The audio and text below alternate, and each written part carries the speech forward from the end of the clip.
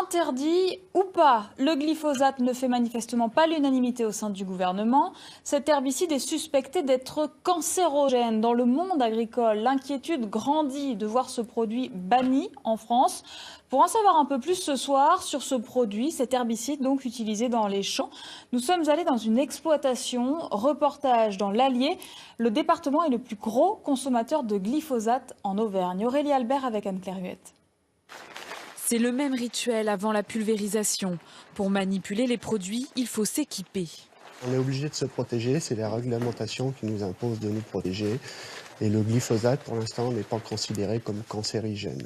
Donc, c'est la réglementation qui nous impose de nous protéger. Le glyphosate, Nicolas Gazuy en utilise près de 50 litres par an pour 155 hectares. Surtout à cette période de l'année où il faut préparer les sols pour les semis. Comme vous voyez, j'ai effectué le glyphosate et dans cette parcelle, il y a du liseron. Et sans glyphosate, c'est impossible de maîtriser cette plante avec un outil mécanique. Donc c'est absolument prioritaire de conserver notre glyphosate. Pourtant, le gouvernement veut interdire totalement le pesticide en France. Une annonce qui inquiète les agriculteurs. Le retrait brutal nous mène tous dans une impasse technique et économique. Technique parce qu'on n'a pas de produit équivalent. C'est une matière active très peu chère, techniquement très bonne, puisqu'elle nous permet de lutter contre l'ensemble des plantes. Depuis plusieurs années, le glyphosate divise sur sa dangerosité. Il est présent dans la majorité des cours d'eau en Auvergne, selon les associations de l'environnement qui approuvent la suppression progressive du produit.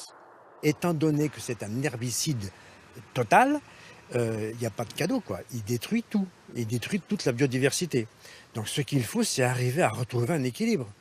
Et sanctionner le glyphosate, et sanctionner aussi tous les autres. Il ne s'agit surtout pas d'aller le remplacer par une autre substance chimique qui sera mise sur le marché sans qu'on ait de recul. L'herbicide reste le plus vendu en France et dans le monde. Chaque année, l'Allier consomme en moyenne entre 100 et 200 tonnes de glyphosate.